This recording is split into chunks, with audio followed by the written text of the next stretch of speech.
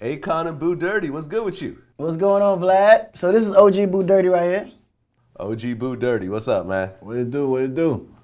Everything good. So first of all, how did y'all two link up? Well, actually, we linked up at the time. We was promoting Young Thug, and my little brother Boo, had brought me a situation with Thug to where we can kind of let him use the platform to get his, career going. And I had a stepbrother, by the name Maul, who was actually just getting out of jail himself, was on the road with them. And through the Thug situation, Maul met, OG, and it's brought it to my attention. You know what I'm saying? Told me, yo, man, this kid out of Memphis, he doing big things out there. The city got his back. They, they really supporting what he got going. And you might want to check this out. You know what I'm saying? And clearly, once I heard it, I was like, yeah, this is something I definitely want to be a part of. So a few weeks later, I got the information, reached out to him, and we're here today. Okay, and this is part of your new label, Konvict Kartel. Yeah, so Convict Cartel is really more so a new and improved 2000K convict music. It's like the next generation convict music. That's what Cartel is. Right, and Young Greatness is on the label too. Yeah, Young Greatness is also, part of the Convict Cartel movement.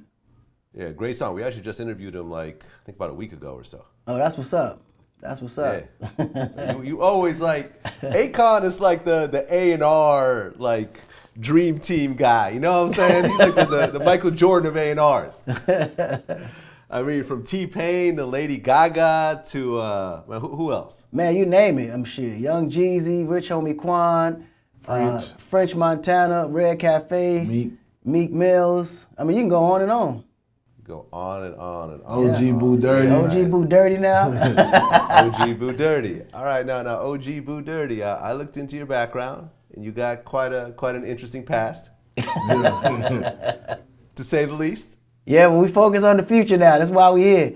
Hey, you know what's crazy, Vlad? It took me 3 years to clean him up. 3 years. Yeah, so he's a whole nother person now, man. He did his 360 on me. Okay, well, let's talk about what happened in the past for a second. So you had a situation that happened. Well, at one point you had attempted murder charges. Yeah. Okay. Now, what was the situation around that, and how did you end up beating that? I beat it. The people who had the charges on me, they was already convicted felons, so their statements weren't credible. So by them not being credible, they let me go the first day of trial. Oh, the first day of trial. Yeah, I took it to trial. They offered me 244 years, I took it to trial. 244, I can do 30 at 100%. It's still life, so I'd rather get the 244. So I took a pop shot at the 244 and I won the trial. Wait, was that the plea deal, 244 years? The plea deal was 30 at 100%. Oh, okay. Well, 30 years, that's damn near life, anyways. Damn near, that is life. When you already 25. No, I mean, people living longer these days. You can still get out, in your 50s. Life ain't over in your 50s. Yeah, my son will be my age, though. That's a rough one, though, man. A 30-year plea bargain, and your lawyer said that we're going to go for it? I'm going to go for it. I had the best lawyer in the town. Okay. Because we had just interviewed Lil Boosie, and he beat a murder trial as well. You look at how much money you spent on lawyer fees, which ended up beating the case. How much did you spend altogether? Probably $250,000. Probably the best $250,000 you ever spent in your life, huh? I spent like 55. I'm in a smaller city though, so it's different. No, absolutely. So why did they just dismiss you the first day? Like what happened with that? Lack of evidence. Okay. So why would the district attorney take it to court only to dismiss you the first day? Because I was one of the biggest gang members in the city. They wanted me off the streets, so by any means necessary, it was word of mouth what got me in jail. So in Memphis, it worked like if you walk up and say, yo, Boo Dirty hit me in my mouth, I want to press charges. Instead of them getting the evidence for it, they'll just pick me up and lock me up just off your word. So Memphis go by word of mouth. Yeah, most likely knowing these kind of situations from just past experiences, the district attorney will ride it all the way out to the end, assuming you're going to eventually take that plea deal, knowing they don't have a case. You know what I'm saying? And normally when you get to the point where you actually show up for court, they be like, you know what? Guys, we don't have anything. He looks like he's going to fight it off, so let's just let this thing go before we spend taxpayers' dollars. Because it take a whole lot of money to go to trial. Yep. So the DA was trying to intimidate you. Basically. Yeah. How did you feel after facing 30 years for them to say you were acquitted? I mean, after that, I met him. You know what I mean? And he told me then and there, like, man, you got to get yourself together.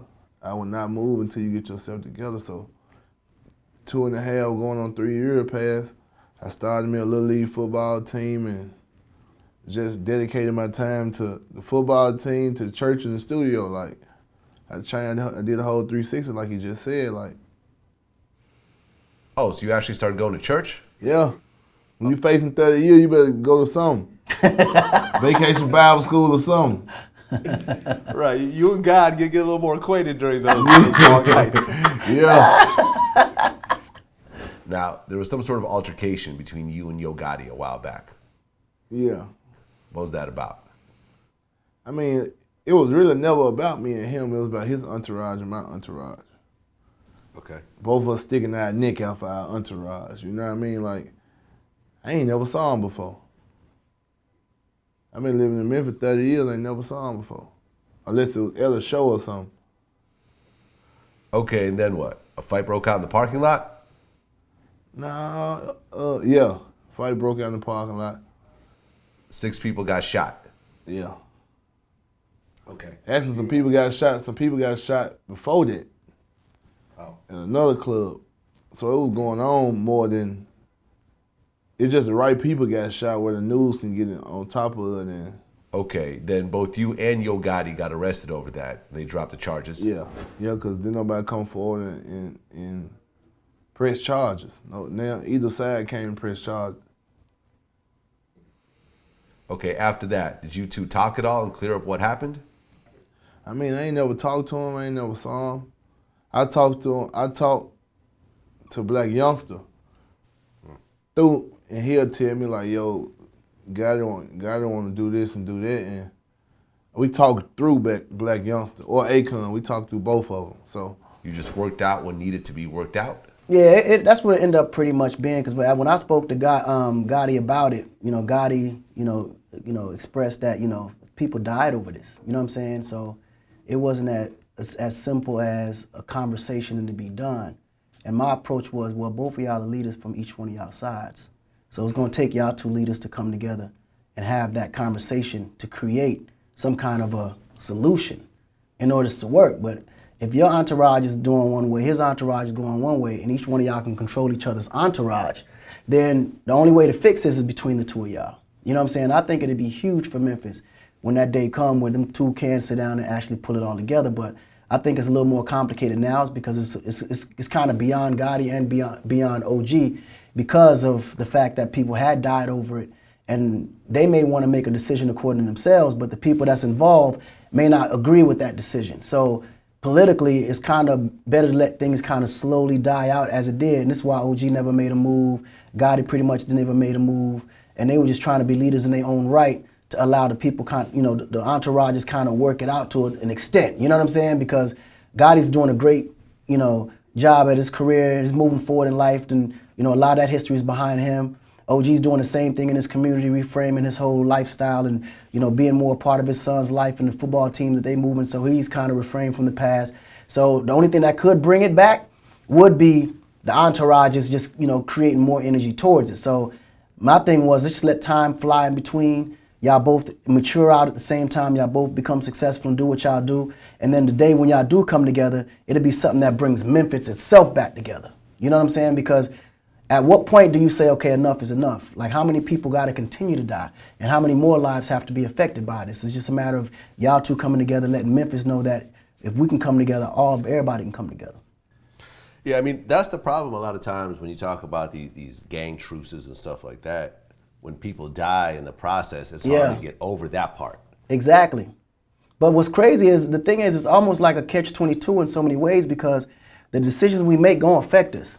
And we gotta know that if we decide to ride this way, there's something gonna happen. But when something do happen, we also, the same way we made that decision to get involved, we gotta be mature enough to make the decision to find a solution out of it. Because if that's affecting us, that lives had been, taken in the process of that, and us not creating a solution only gonna take more lives, So how many more lives do we want before we can say, okay, well, let's just end it now, you know, and let's just try to figure out a way to work it out rather than just continue, you know, hitting each other up and lives continue to keep going. And that cycle will never stop because retaliation is always going to be a must. Yeah, I mean, like, what did Gandhi say? An eye for an eye leaves the whole world blind. Absolutely, absolutely, absolutely. I feel you. I feel you. You know, Boo, like growing up in that type of environment, you know, a lot of times, you know, it's glamorized, you know, like the money and like, you know, like the tough guy aspect of it. But there's always losses that come along with that. Like, what do you think was some of the biggest losses you took as you were growing up and going through that? I mean, growing up, I thought growing up to the last couple of years, when I met Akon, I wanted to be the biggest gangster in the world. That was my goal, that was my platform, to being the biggest gangster in the world until I got with somebody and saw a different outlook of life. You know what I mean? Coming up in that little box that I come up in that little world that we come up in, it ain't number 300,000-400,000 people in Memphis. You know what I'm saying? 200,000 of them is gangbangers. You see what I'm saying? So, like I was saying earlier, like Black Lives Matter then finally brought my city a little closer together. You see what I'm saying? Where everybody from every culture, you got whites, blacks, everybody that's in Memphis, they just tired of it. You know what I mean? And they came together and just did it just like that. Like, they won't move. The police, they got their rally going on. It's still going on today. Like, it's been going on 6-7 days in Memphis right now. Okay. Have you ever dealt with dirty cops yourself?